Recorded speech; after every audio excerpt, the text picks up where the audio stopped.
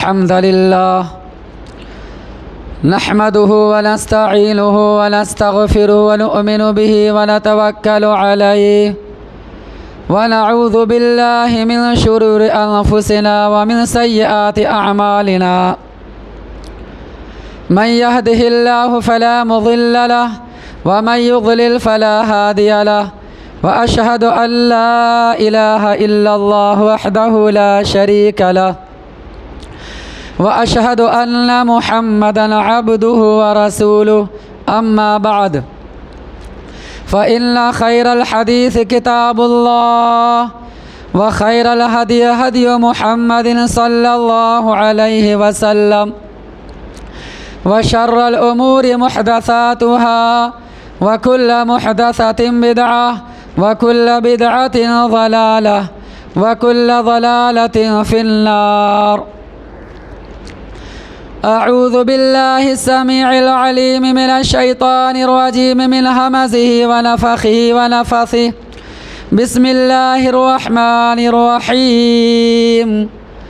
يا أيها الذين آمنوا اتقوا الله حق تقاته ولا تموتن إلا وأنتم مسلمون. يا أيها الناس اتقوا ربكم الذي خلقكم من نفس واحدة وخلق منها زوجها وبث منهما رجالا كثيرا ونساء واتقوا الله الذي تساءلون به والأرحام إن الله كان عليكم رقيبا.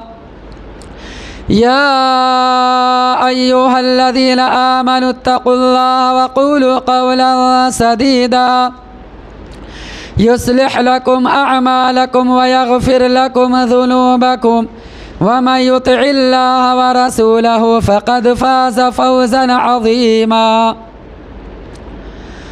قال الله عز وجل في موضع آخر: بسم الله الرحمن الرحيم. ولقد خلقنا الإنسان ونعلم ما توسوس به نفسه ونحن أقرب إليه من حبل الوريد إذ يتلقى المتلقيان عن اليمين وعن الشمال قعيد ما يلفظ من قول إلا لديه رقيب عتيد. وجاءت سكرة الموت بالحق ذلك ما كنت منه تحيد ونفخ في السور ذلك يوم الوعيد. وجاءت كل نفس معها سائق وشهيد. لقد كنت في غفلة من هذا فكشفنا عنك غطاءك فبصرك اليوم حديد. وقال تعالى أيضا: فمن زحزح عن النار وأدخل الجنة فقد فاز وما الحياة الدنيا إلا متاع الغرور. ہر قسم کی تعریف، حمد و ثنا، بڑائی، کبریائی، شان و شوکت اس اللہ وحدہ لا شریک خالق کائنات مالک ارض و سما کے لیے ہے، جس نے ہمیں اور آپ کو اور دنیا کے تمام مخلوقات کو 6 دنوں کے اندر پیدا فرمایا۔ اس کے بعد بے شمار لا تعداد انگنت درود و سلام ہو بالعموم سارے نبیوں پر اور بالخصوص آخری نبی محمد الرسول اللہ صلی اللہ علیہ وسلم پر، کہ وہ ذات مقدسہ مبارکہ مطہرہ جن کو اللہ رب العزت نے تمام دنیا والوں کے واسطے رحمت بنا کر بھیجے اور جن کے ذریعے اہل کائنات کی ہدایت و رہنمائی کا بندوبست فرمایا۔ اللہم بارک وسلم علیہ تسلیما۔ محترم حضرات، معزز سامعین کرام، پیارے بچوں، عزیز ساتھیوں، آج کے جمعے کے خطبے کے اندر میرا عنوان ہے کامیاب انسان کون، یعنی اصل میں کامیابی کسے ملے گی اور حقیقی کامرانی کن کو نصیب ہوگا، اس کے تعلق سے کچھ اہم باتیں آپ حضرات کے سامنے گوش گزار کرنے جا رہا ہوں۔ سب سے پہلی بات یہ ہے کہ ہم یہ سمجھے کہ کامیابی کا مطلب کیا ہوتا ہے۔ عربی میں کامیاب کو فلاح کہا جاتا ہے، اور اللہ تعالیٰ نے قرآن میں جگہ جگہ اپنے نیک بندوں کے تعلق سے مفلحون کا لفظ استعمال فرمایا۔ کہیں اللہ تعالیٰ نے کہا اولئک هم المفلحون، کہیں اللہ تعالیٰ نے کہا اولئک هم الراشدون، اور کہیں اللہ تبارک و تعالیٰ نے کہا قد افلح المؤمنون۔ تو فلاح عربی لفظ ہے جس کا لغوی معنی ہوتا ہے چیرنا، کاٹنا، پھاڑنا، یہ عربی لغت کے اندر۔ اسی وجہ سے مفلح اس انسان کو کہا جاتا ہے جو تمام صعوبتوں، تمام مشقتوں، پریشانیوں کو کاٹ کر کامیابی کی طرف چلا جاتا ہے۔ اسی وجہ سے لغت کے اعتبار سے کسان کو بھی فلاح کہا جاتا ہے، اس لیے کہ کسان کیا کرتا ہے، زمین کے اندر کاٹ کر کے اور چھانٹ کر کے اس کے اندر بیج ڈالتا ہے۔ اس وجہ سے کسان کو بھی، کاشتکار کو بھی فلاح کہا گیا ہے۔ لیکن شریعت کی نظر میں کامیاب انسان اسے کہا گیا ہے جو دنیا میں رہ کر اپنے رب کو راضی کر لے، اور آخرت کے اندر اس کے بدلے اللہ تعالیٰ کی مغفرت اور اللہ کی رحمت اور اللہ کے بنائے جنت کو حاصل کر لے۔ وہ اصل کامیاب ہے، وہ اصل انسان فلاح کو پہنچ گیا۔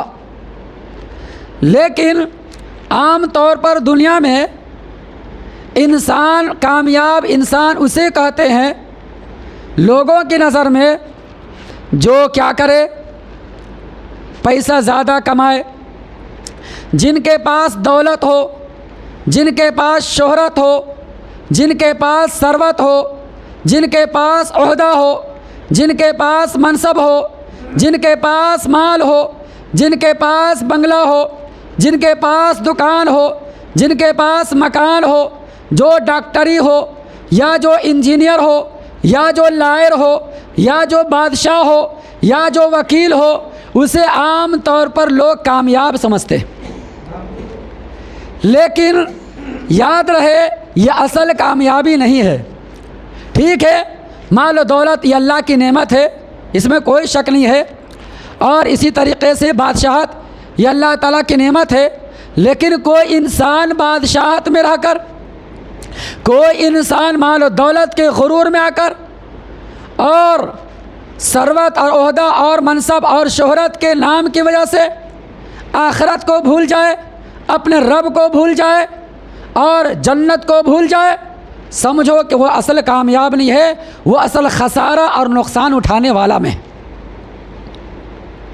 اصل کامیابی، حقیقی کامیابی جو اللہ نے قرآن میں ذکر کیا ہے، اور کامیاب انسان کی صفت کیا ہے، اسے بیان کیا ہے، اگر انسان اس عمل پر اور اس صفت پر چلتا ہے تو صحیح معنوں میں کامیاب ہے۔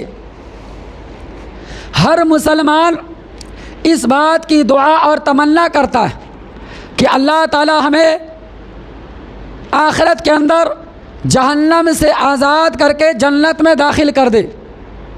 ہر مسلمان کی یہی تمنا اور یہی دعا ہوتی ہے۔ اسی وجہ سے اللہ تبارک و تعالیٰ نے قرآن مجید کے اندر جو خطبہ مسنونہ کے بعد میں نے تلاوت کی، اس میں اللہ نے اسی کو بیان فرمایا۔ سورہ نمبر 3 سورہ آل عمران اور آیت نمبر 185 185 اللہ ارشاد فرماتا ہے کل نفس ذائقۃ الموت، ہر جاندار کو، ہر نفس کو موت کا مزہ چکھنا ہے، اور جو کوئی دنیا میں نیک عمل کرے گا، جو جیسا عمل کرے گا اللہ تعالیٰ قیامت کے دن اس کے کیے ہوئے اعمال کا پورا بدلہ دیا جائے گا۔ اور جس شخص کو نار جہنم سے ہٹا کر، دوزخ کے عذاب سے ہٹا کر جنت میں داخل کر دیا، وہ کامیاب ہو گیا۔ یہ اللہ قرآن میں کہتا ہے۔ اور یہ دنیا کی زندگی دھوکے کا سامان ہے۔ اللہ تعالیٰ نے اس آیت کریمہ میں 4 باتیں بیان فرمائی۔ پہلی بات اللہ نے کہا موت کی حقیقت کیا ہے۔ انسان جب مرتا ہے، مرنے کے بعد نہ ان کی گاڑی، نہ ان کے بنگلے، نہ ان کے کار، نہ ان کی دولت، نہ ان کی شہرت، نہ ان کی ثروت، نہ ان کے مال و دولت کچھ کام نہیں آتا، سب پیچھے چھوڑ جاتے ہیں۔ صرف انسان اکیلا تنے تنہا دنیا سے جاتا ہے۔ جیسے دنیا میں وہ انسان ماں کے پیٹ سے پیدا ہوا، خالی ہاتھ آیا، ایسی خالی ہاتھ جاتا ہے۔ لیکن اگر جاتا ہے تو کیا جاتا ہے؟ انسان کا عمل اور اس کی نیکی اور اس کا ایمان، یہی جاتا ہے۔ اگر ایمان عمل صالح ہے تو وہ کامیاب ہوگا مرنے کے بعد کی زندگی میں، لیکن ایمان اور عمل نہیں ہے تو وہ ناکام ہو گیا۔ اللہ تبارک و تعالیٰ نے قرآن مجید کے اندر جگہ جگہ اس کی حقیقت کو سمجھایا ہے۔ تو پہلی بات تو یہ ہے موت کی حقیقت۔ یہ اللہ نے یہ نہیں کہا کہ موت آئے گی، بلکہ اللہ نے کہا موت کا مزہ چکھنا ہے۔ دیکھو، ایک ہوتا ہے کسی چیز کا مزہ چکھنا اور ایک کے سامنے آنا، دونوں میں فرق ہے۔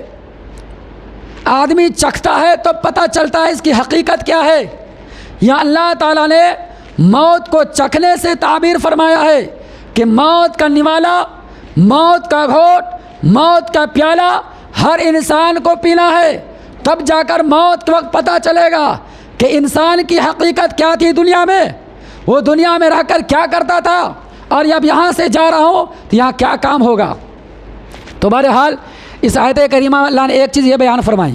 دوسری چیز اللہ نے کہا، اپنے انصاف کو بیان کیا کہ دنیا سے جو جیسا کر کے جائے گا اللہ تعالیٰ کیا ویسا پائے گا۔ اگر اچھا کام کیا ہے، بہترین کام کیا ہے، ایمان عمل کر کے گیا ہے تو اللہ تعالیٰ پورا کا پورا بدلہ وہاں دے گا، اور اگر برائی کیا ہے، نافرمانی کی ہے، گناہ کا کام کیا ہے تو وہاں سزا ملے گی۔ اور نمبر 3 اللہ تبارک و تعالیٰ آگے فرماتا ہے جس شخص کو جہنم کے آگ سے نجات دے دے اور جنت میں داخل کر دیا جائے وہ کامیاب ہے۔ تو اصل کامیابی یہ ہے۔ اب آگے آئیے، کامیاب بندے یا کامیاب انسان کی صفت کیا ہے؟ قرآن مجید میں بہت سارے مقامات پر کامیاب انسان کی صفت بیان کی۔ اگر ساری صفت کو یہاں بیان کیا جائے، گھنٹہ کیا 2 گھنٹہ کیا 4 گھنٹے بھی کافی نہیں ہو سکتے، لیکن ہم مختصر طور پر کچھ اہم صفت ہم بیان کرنے جا رہا ہوں۔ سب سے پہلے اللہ تعالیٰ نے قرآن مجید میں سورہ بقرہ میں پہلے پارہ اور پہلے رکوع میں کامیاب انسان کی چند صفت بیان کی، اور آخر میں اللہ نے کیا کہا؟ اولئک علی ھدی من ربہم واولئک ھم المفلحون۔ یہی لوگ رب کی جانب سے ہدایت پر ہے اور یہی لوگ کامیاب ہیں۔ دیکھو، اللہ نے ہدایت کے لیے علی کا لفظ استعمال فرمایا، اور عربی میں علی کے معنی تو پر، اوپر، علی ہدا، ہدایت پر۔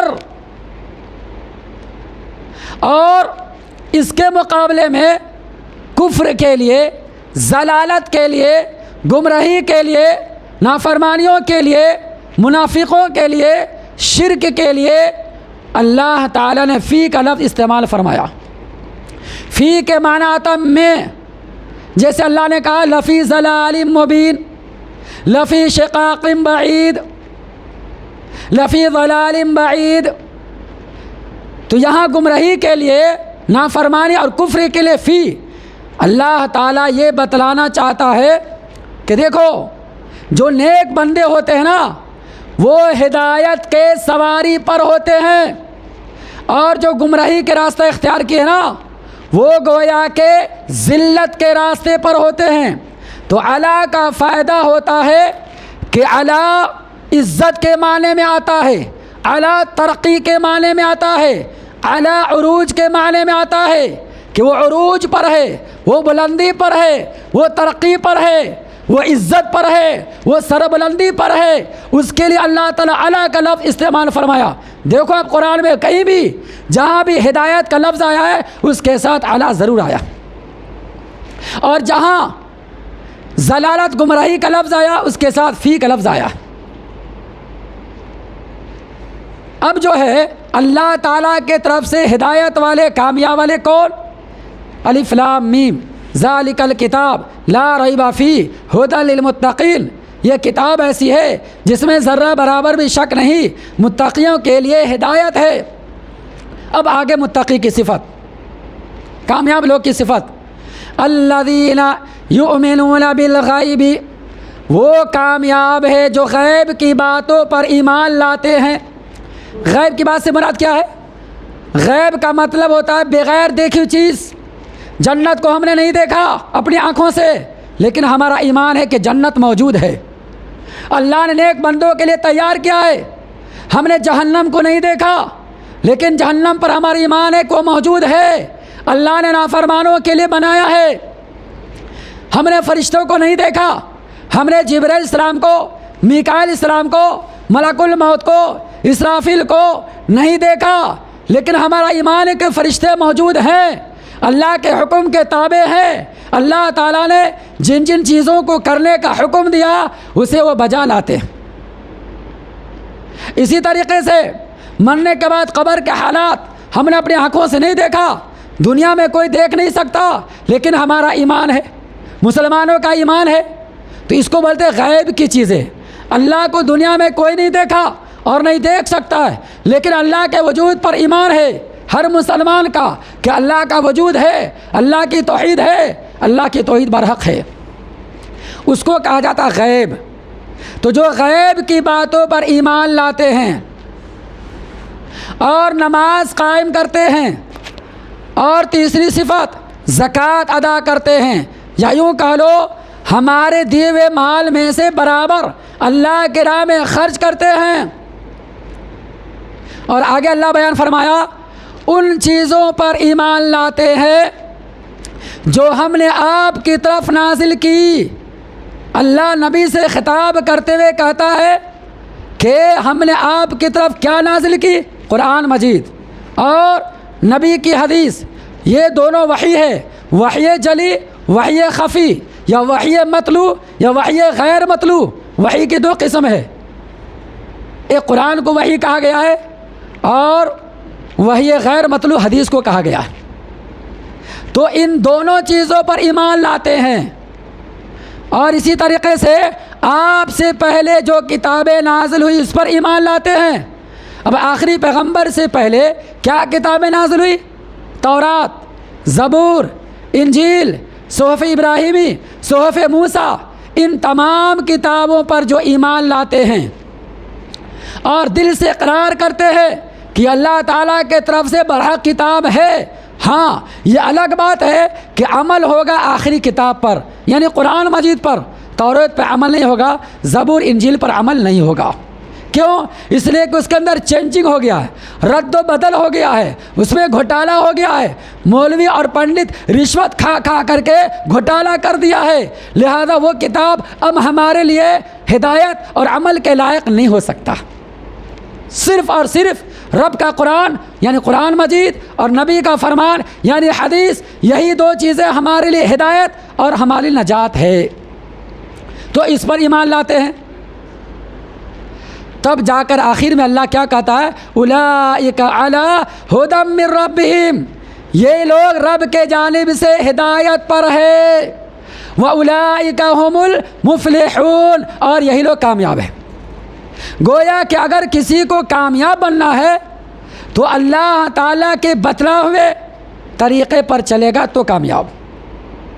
اب آگے آئیے، چند صفتیں تو یہ ہو گئی، اس کے علاوہ اللہ تبارک و تعالیٰ نے سورہ مومنون کے اندر جو سورہ نمبر 23 20 پر 3 اور آیت نمبر 1 سے لے کر 7-8 تک اللہ تعالیٰ مومن بندے کی 8 صفت بیان فرمائی ہے، کامیاب انسان کی 8 صفتیں بیان کی ہے۔ لہذا ضرورت اس بات کی ہے کہ اگر کوئی انسان ان 8 صفتوں کو اپنی زندگی میں نافذ کر لے اور اس پر عمل پیرا ہو جائے، حقیقی معنوں میں کامیاب ہو گیا۔ یقین جانو وہ اللہ تعالیٰ کی مغفرت کو پا لے گا، اللہ کی رحمت کو پا لے گا اور اللہ کے بنا ہوئے جنت کا وہ حقدار بن جائے گا۔ کیا ہے؟ اب ترتیب میں بتاتا ہوں، غور سے سنیں۔ نمبر 1، اللہ فرماتا ہے قد افلح المؤمنون، ایماندار بندے کامیاب ہو گئے۔ پہلی صفت انسان کی کیا ہے؟ کامیاب انسان کے ایمان ہونا، یعنی اگر کسی کی زندگی میں ایمان نہیں ہے، اگر وہ بے ایمان ہے، اگر وہ ایمان سے ہٹا ہوا ہے، ایمان کے راستے پر نہیں ہے، اللہ پر ان کا ایمان نہیں ہے، رسول پر ان کا ایمان نہیں ہے، اللہ کی کتابوں پر ایمان نہیں ہے، فرشتوں پر ایمان نہیں ہے، آخرت کے دن پر ایمان نہیں ہے، تو یاد رکھو وہ کامیاب نہیں ہے۔ اس لیے کہ انسان کی پہلی صفت، مومن بندے کی پہلی صفت یہ ہے کہ ایمان لائے، اللہ کی توحید کو دل سے تسلیم کرے، رب کی عبادت کرے اور نافرمانی سے بچے، ایمان کے جو جو تقاضے ہیں اس کو پورا کرے، تب جا کر وہ مومن ہوگا۔ آج کیا ہے، بہت سارے لوگ ایمان کا دعویٰ تو کرتے ہیں کہ ہم مومن ہیں، ہم مسلمان ہیں، لیکن ان کی زندگی میں ایمان نہیں ہے۔ ہر اعتبار سے دیکھو، چاہے عبادت کا معاملہ ہو یا عقیدے کا معاملہ ہو یا نماز روزے کا معاملہ ہو یا تجارت بزنس کا معاملہ ہو یا لین دین کا معاملہ ہو، ہر معاملے کے اندر ان کے ایمان میں کمزوری ہے، اور جب تک ایمان مضبوط نہیں ہوگا وہ کامیاب نہیں ہو سکتا۔ ہر مسلمان کو چاہیے کہ روزانہ اپنے ایمان کا جائزہ لے، اپنے ایمان کی بیٹری کو چارج کرے۔ آج ہم لوگ یہاں پہ جو بیٹھے نا، یہ بھی گویا کہ ایمان کی بیٹری چارج ہو رہی ہے۔ جو خطبہ جمعہ کے لیے بیٹھے ہیں اور جمعہ کی نماز کے لیے، یہ سمجھو ہمارا ایمان تازہ ہوتا ہے۔ یہ بھی ایمان کی کیفیت ہے پیدا کرنے کی۔ تو صحابہ کرام کی زندگی کو دیکھ لو، کتنے ایمان میں پختہ تھے، اتنے مضبوط ایمان اور اتنا پختہ ایمان والے بھی اللہ سے ڈرتے تھے اور اللہ سے خوف کھاتے تھے اور اپنے آپ کو کہتے تھے میں کچھ نہیں، کہیں ایسا نہ اللہ تعالیٰ ہمارے ایمان کو زندگی سے چھین لے۔ وہ برابر رویا کرتے تھے، افسوس کیا کرتے تھے۔ ایک مشہور صحابی ہے، نوجوان، جن صحابی کا نام ہے سیدنا حنظلہ رضی اللہ عنہ۔ کون نہیں جانتے؟ غسیل الملائکہ ان کا لقب ہے، یعنی فرشتوں نے ان کو غسل دیا۔ وہ حنظلہ رضی اللہ عنہ، ایک دفعہ کی بات ہے جب نبی اکرم صلی اللہ علیہ وسلم کی مجلس سے گھر واپس گئے تو جانے کے بعد ان کی ایمان کی کیفیت بدل گئی اور اپنے آپ کو ڈرنے لگے، گھبرا گئے، پریشان ہو گئے کہ کیا ہو گیا آج ہمارے ایمان کے ساتھ۔ جب نبی کے مجلس میں بیٹھتا ہوں تو ایمان کی کیفیت کچھ اور آتی ہے، جب اللہ کے ذکر میں بیٹھتا ہوں ایمان کی کیفیت کچھ الگ رہتی ہے، جب اللہ کی عبادت کرتا رہتا ہوں تو ایمان کی مضبوط رہتا ہے، ایمان پکا رہتا ہے۔ لیکن جب گھر میں آ جاتا ہوں، بال بچے کے ساتھ لگ جاتا ہوں، بیوی بچے کے ساتھ لگ جاتا ہوں تو میرا ایمان کمزور ہو جاتا ہے۔ اللہ اکبر، گھبرا گئے، رونے لگے، گھر سے باہر نکل گئے اور روتے ہوئے راستے میں جب کوئی ملتا تھا تو سب کو کہا کرتے تھے نافق حنظلہ، نافق حنظلہ۔ اللہ اکبر۔ بتا، ایک صحابی جن کے اوپر اللہ نے جنت کو واجب کر دیا، جن سے اللہ تعالیٰ راضی ہو گئے، دنیا میں اللہ تعالیٰ نے اسے جنت کے بشارت سنائی، وہ صحابی ڈر رہے ہیں، رو رہے ہیں، گھبرا رہے ہیں، پریشان ہو گئے اور کہنے لگے اپنے آپ کو حنظلہ منافق ہو گیا۔ کیا ہو گیا؟ حنظلہ منافق ہو گیا۔ لوگوں نے پوچھا بھائی کیسے بول رہے ہو؟ بولا بالکل۔ بولا کیسے؟ نبی کے مجلس میں رہتا ہوں، وہاں ایمان کی کیفیت الگ ہوتی ہے، اور یہاں آ جاتا ہوں تو ایمان کی کیفیت بدل جاتی۔ کہ ایسا نہیں ہے کہ حنظلہ منافق تو ہو گیا۔ ابو بکر صدیق رضی اللہ عنہ ملاقات کی، ان سے بھی یہی کہنے لگے تو سیدنا ابو بکر صدیق رضی اللہ کہنے لگے ہمارے ساتھ بھی کبھی کبھی ایسا ہی ہوتا ہے۔ اللہ اکبر۔ صحابہ کرام گھبرا رہے ہیں، نبی کے پاس گئے دورے اور کہنے لگے اللہ کے رسول معاملہ ایسا ہے، حنظلہ منافق ہو گیا۔ اللہ کے نبی کہنے لگے وہ کیسے؟ کہنے لگے ایسی بات ہے کہ آپ کے ساتھ رہتا ہوں تو یہ حالت، اور آپ جب یہاں سے چلے جاتا ہوں گھر میں یا کاروبار میں لگ جاتا ہوں تو اس کی کیفیت بدل جاتی ہے۔ تب جا کر نبی اکرم صلی اللہ علیہ وسلم فرماتے ہیں کوئی بات نہیں ہے، صبر کرو، ایمان ہے نا 24 آور 20 میں 4 گھنٹہ ایک جیسا نہیں رہتا، آگے پیچھے ہوتا ہے، اتار چڑھاؤ ہوتا ہے۔ نیکی کریں گے ایمان بڑھے گا، گناہ کریں گے ایمان گھٹے گا، برائی کریں گے ایمان گھٹے گا، اور نماز پڑھیں گے ایمان بڑھے گا، تقوی اختیار کریں گے ایمان بڑھے گا، اطاعت و فرما برداری کا کام کریں گے ایمان بڑھے گا، اور جہاں گناہ کرے ایمان گھٹ جاتا ہے، اس کی پوزیشن ڈاؤن ہو جاتی ہے۔ اور یاد رکھو اے حنظلہ سنو، اگر ایمان کی وہ کیفیت جو تم نبی کے مجلس میں رہ کر اختیار کرتے ہو، اگر یہ برابر ہمیشہ رہے، 24 گھنٹہ رہے، تو یاد رکھو اس رب کی قسم جس کے ہاتھ میں محمد کی جان ہے، فرشتے تمہارے سامنے 24 گھنٹہ آ کر سلام کریں گے اور تمہاری عزت احترام کریں گے۔ اللہ اکبر۔ لیکن وہ کیفیت نہیں، وہ صحابی ڈر رہے ہیں۔ آج ہم لوگوں کو کیا ہوا؟ ایمان مضبوط کرنا ہے، برابر ڈرتے رہنا ایمان کے بارے میں کہ ایسا نہ ہو ہماری یہ توحید، ہمارا یہ تقوی، ہمارا یہ ایمان اور ہمارا یہ منہج، ہمارا یہ عقیدہ کہیں کمزور تو نہیں ہو گیا ہے، کہیں ڈاؤن تو نہیں ہے۔ اس لیے سب سے پہلے ایمان پر محنت کرنا چاہیے، ایمان گھٹتا بھی اور بڑھتا بھی۔ تو بہرحال پہلی صفت یہ بیان کی گئی کہ کامیاب انسان کون؟ جو اللہ پر ایمان لائے، جس کی زندگی میں ایمان ہو، پختہ ایمان ہو۔ اور یاد رکھو ایمان کے بہت سارے درجات ہیں، بہت سارے شاخ ہیں، بہت سارے حصے ہیں، جو اللہ کے نبی نے بیان فرمایا۔ صحیح بخاری صحیح مسلم کی روایت کہ ایمان کے 70 سے زیادہ شاخ ہیں۔ الایمان ہو بضع و سبعون شعبہ فافضلها قول لا الہ الا اللہ وادناها اماطۃ الاذى عن الطریق والحیاء شعبۃ من الایمان۔ ایمان کے 70 سے زیادہ شاخیں ہیں۔ سب سے افضل ایمان، سب سے مکمل ایمان، سب سے اعلیٰ ایمان، سب سے اونچا ایمان یہ ہے کہ کوئی بندہ دل کی گہرائی سے، زبان سے لا الہ الا اللہ کا اقرار کرے، یعنی اللہ کی توحید پر جم جائے، وہ ایمان کا اعلیٰ درجہ۔ گویا کہ اگر توحید نہیں ہے، شرک آ گئی یا شرک کی ملاوٹ ہے، وہ اس کا ایمان نہیں، ختم، یہیں پر ایمان اس کا کمزور ہو گیا۔ تو یہ پہلی صفت۔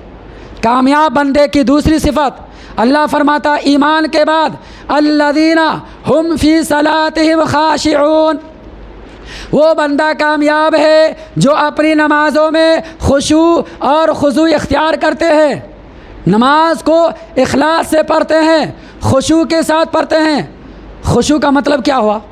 خشوع کے دو مطلب ہیں، ایک ہوتا ہے دل کا خشوع، دل کی یکسوئی، اور ایک ہوتا ہے بدن کی یکسوئی، جسم کے اعضاء جوارح کی یکسوئی۔ دل کا خشوع یہ ہوا کہ انسان جان بوجھ کر دل میں ادھر ادھر کے خیالات نہ لائے۔ ویسے انسان کی فطرت ہے کہ جب کبھی نماز پڑھتا ہے تو خیالات آ ہی ہو جاتا ہے، ہر انسان سے ہوتا ہے، لیکن جان بوجھ کر ارادے کے ساتھ بالقصد جو ہے نماز میں ادھر ادھر کے خیال نہ لائے۔ نہ برائی کا خیال آنا چاہیے، نہ گناہوں کا خیال آنا چاہیے، نہ دنیا کے خیالات آنا چاہیے، بلکہ اس سے بچنا چاہیے۔ اب اس سے کیسے بچے؟ دل پہ تو ہمارا کنٹرول تو ہے نہیں، کوئی سوال کر سکتا ہے نا، دل پہ ہمارا کنٹرول نہیں، اللہ تعالیٰ کا کنٹرول ہے۔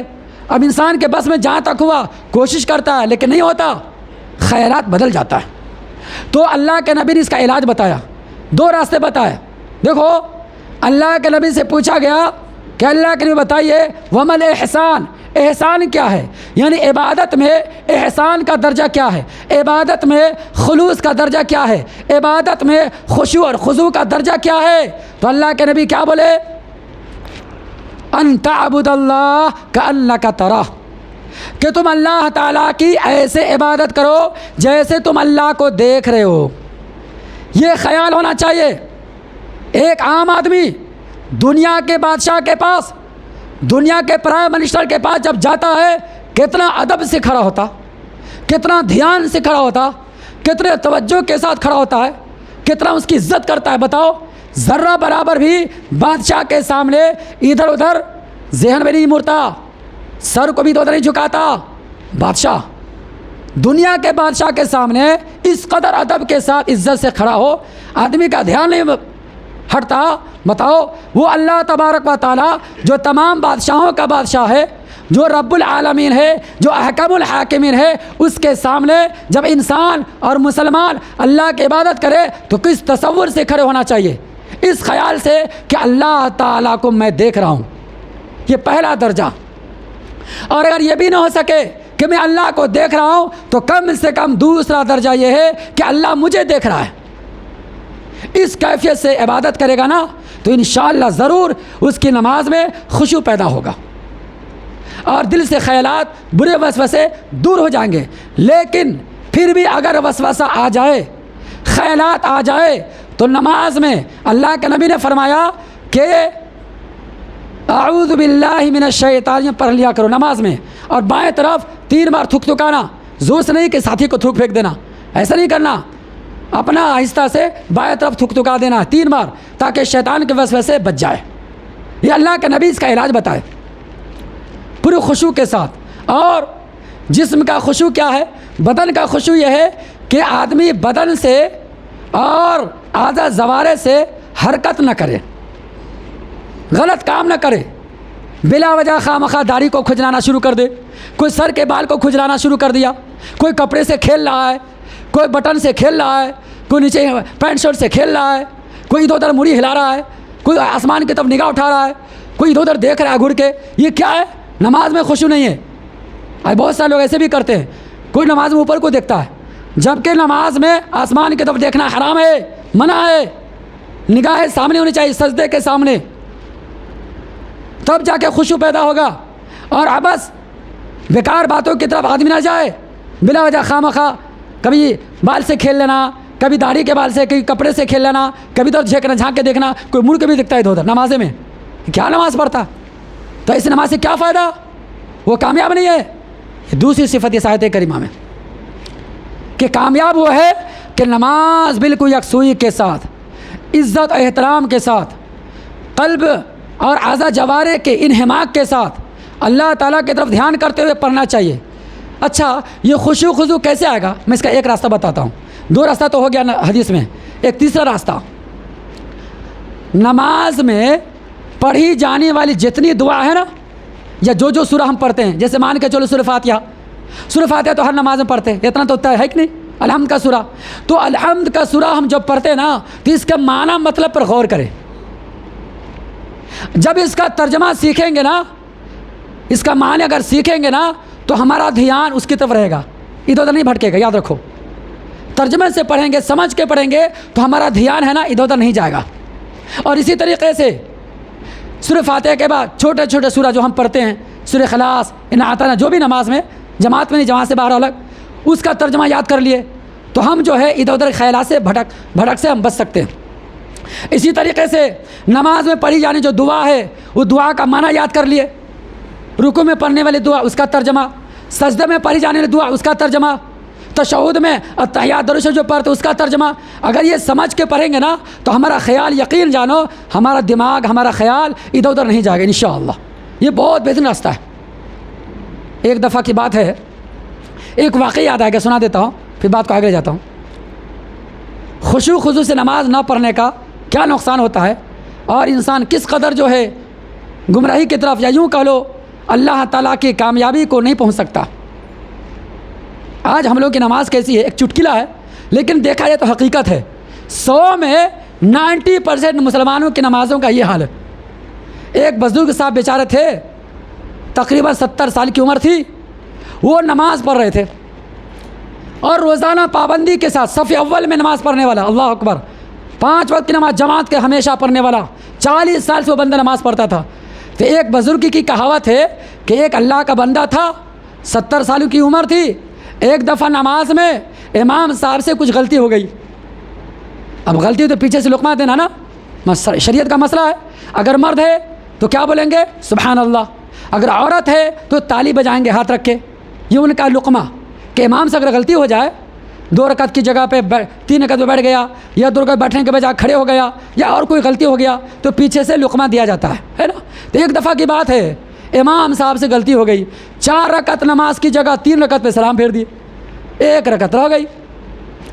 اب نماز میں کوئی لقمہ نہیں دیا. دیکھو یہ جتنے نمازی تھے نا تقریباً 100 کی تعداد میں، ایک بندے کو توفیق نہیں ملا کہ نماز میں یقین گارنٹی کے ساتھ ہم لقمہ دے کہ امام صاحب سے غلطی ہوئی ہے، 3 رکعت پہ سلام پھیرا جا رہا ہے، لہذا ان کو سبحان اللہ کہہ کر آگاہ کیا جائے کہ نبی 3 رکعت ہوا ہے، 4 رکعت نہیں ہوئی. اب کیا اس کے بعد سلام پھیر دیا، اب آپس میں چیم ہو گیا شروع. کوئی کہہ رہا لگتا 3 رکعت ہوا، کوئی کہہ رہا نہیں 4 رکعت ہو گئی، کوئی کہہ رہا نہیں یار نہیں ہوا، کوئی نہ ہو گئی. اب دیکھو 2 طرح کی بات سامنے، کوئی کہہ رہا ہے کہ 3 رکعت ہوئی، کوئی کہہ رہا ہے کہ 4 رکعت ہوئی. اب کیا جائے، مسئلہ کیسے حل ہو؟ تو ایک بزرگ صاحب تھے، بتایا نا 70 سال کے، جو 40 سال نماز پڑھ، ان سے پوچھا کہ حضرت آپ ہی بتائیں، آپ ہمیشہ آتے ہیں، کئی سالوں سے آتے ہیں، پابندی سے آتے ہیں، کتنی رکعت ہوئی؟ تو بیچارے کیا بول رہے ہیں مسکراتے ہوئے، ہم کو لگ رہا ہے کہ 3 رکعت ہوئی. تو بولے وہ کیسے، آپ کیسے بتا رہے ہیں؟ وہ کہنے لگے دیکھو میرے پاس 4 دکان ہیں اور ہر دکان کا حساب نماز میں کر لیتا ہوں. پہلی رکعت میں 1 دکان کا حساب، دوسری رکعت میں دوسرے دکان کا حساب کتاب، تیسری رکعت میں تیسرے دکان کا حساب کتاب. تو 3 دکان کا حساب کتاب ہوا ہے، 1 دکان کا حساب باقی رہ گیا ہے، اس لیے 3 رکعت ہوئی امام صاحب. اب 1 رکعت اور پڑھیے، ہو گیا کہانی ختم. اس طریقے سے 1 رکعت اور پڑھایا گیا تب جا کے نماز مکمل ہے. بتاؤ آج ہم لوگوں کی نمازوں کا یہ حال ہے. صحیح معنوں میں دیکھا جائے تو حقیقت اکثر یہ حال ہے. ہماری نماز پہ اتنا یقین نہیں ہے، گارنٹی نہیں کہ ہاں ہم 3 پڑھے یا 4 پڑھے. اللہ اکبر. تو کہاں خشوع خضوع؟ اللہ کہتا ہے الذین هم فی صلاتہم خاشعون، وہ بندہ کامیاب ہو گیا جو اپنی نمازوں میں خشوع اختیار کرتے ہیں. اس کے بعد آگے اللہ فرماتا ہے کامیاب بندہ وہ بھی ہے والذین هم عن اللغو معرضون، جو لغویات باتوں سے اعراض کرتے ہیں، بیکار باتوں سے منہ موڑتے ہیں، وہ کامیاب. بیکار بات کیا ہے؟ لغو عربی میں کہا جاتا ہے ہر اس کام کو، ہر اس غلط کام کو، بیکار باتوں کو جس کا نہ دنیا کے اعتبار سے کوئی فائدہ ہو نہ دین کے اعتبار سے کوئی فائدہ ہو، اس کو لغو کہا جاتا ہے. تو لغویات کام کرنا یہ شیطان کا کام ہے، یہ مومن کی صفت نہیں ہے، اللہ کے نیک بندے کی صفت نہیں ہے.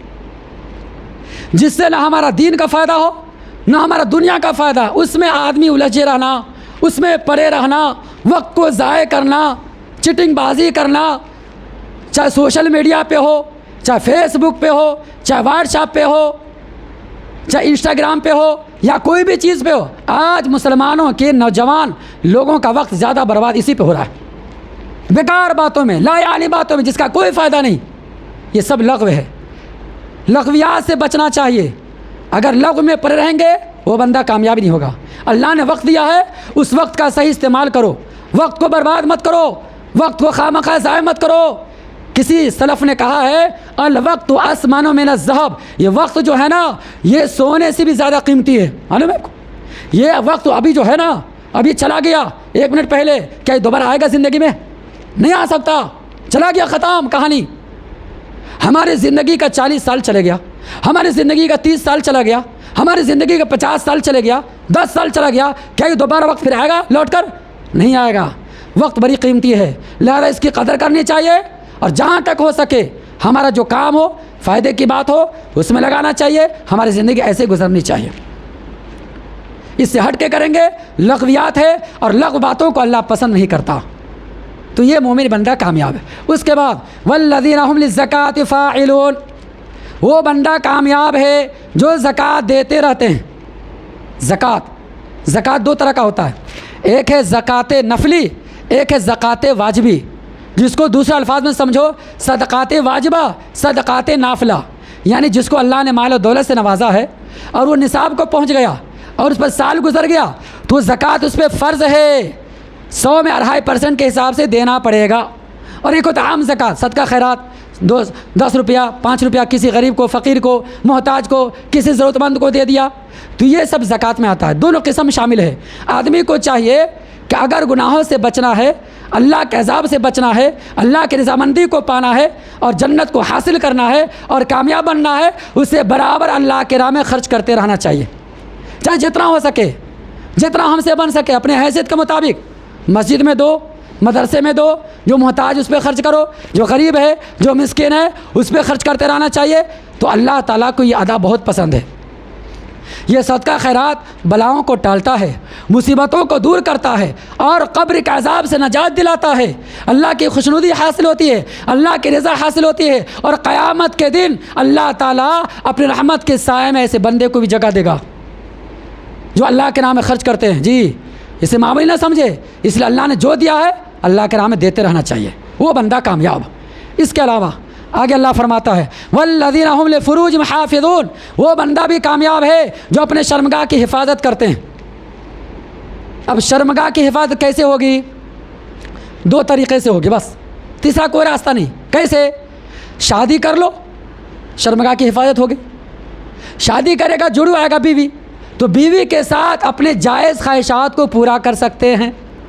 دوسرا راستہ، لونڈی باندھی ہو، ان کے پاس آپ خواہشات کو پورا کر سکتے ہیں۔ لیکن آج کے اس دور میں یہ باندھی لونڈی کا سسٹم ختم ہو گیا۔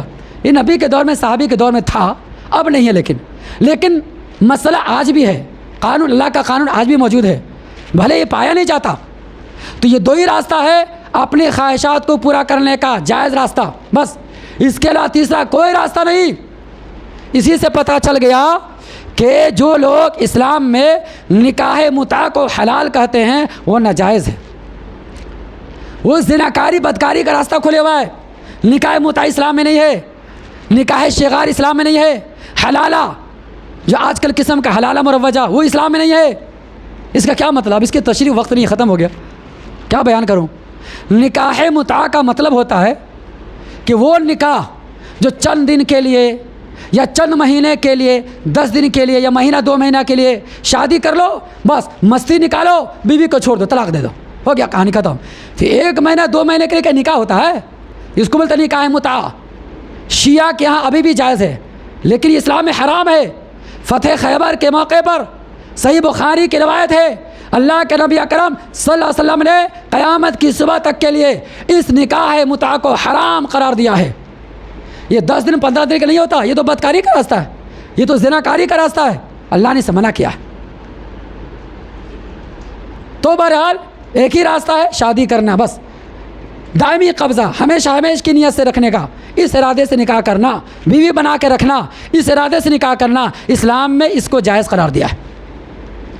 اس کے بعد اب آگے اللہ تعالیٰ آگے فرماتا ہے کامیاب بندہ وہ بھی ہے جو اللہ کی امانت کو اور اللہ کے عہد و پیمان کو پورا کرتے ہیں۔ اللہ سے کی ہوئی امانت جو عہد اس کو پورا کرتے ہیں، بندے کا بندے سے جو امانت ہے اس کو پورا کرتے ہیں۔ کسی انسان نے کسی انسان کو امانت دے رکھی، چاہے پیسہ ہو یا کوئی بھی چیز ہو، اس امانت کو لوٹا دینا، امانت میں خیانت نہیں کرنا، اور اسی طریقے سے اللہ سے جو عہد و پیمان امانت کیا گیا اس کو پورا کرنا کہ اللہ کی عبادت کریں گے، اس کے ساتھ کسی کو شریک نہیں کریں گے اور نبی کے طریقے پہ چلیں گے، نبی سے ہٹ کر زندگی نہیں گزاریں گے، یہ ہے اللہ سے عہد و پیمان۔ تو دونوں کو پورا کرنا ہے تب وہ کامیاب ہے۔ اس کے بعد آخری صفت اس آیت کریمہ میں، اس رکو میں اللہ نے بیان فرمایا والذین ھم علی صلواتہم یحافظون۔ دیکھو شروع میں پہلی صفت آیا نماز کے بارے میں، آخری صفت بھی آ رہی نماز کے بارے میں۔ اللہ تعالیٰ نماز پر اس صفت کو ختم کر رہا ہے، جسے پتہ چلا کہ اسلام میں نماز کی کتنی بڑی اہمیت۔ جس کی زندگی میں نماز نہیں ان کے پاس ایمان نہیں، اور جن کے پاس ایمان نہیں ان کے لیے جنت نہیں، بس کہانی ختم۔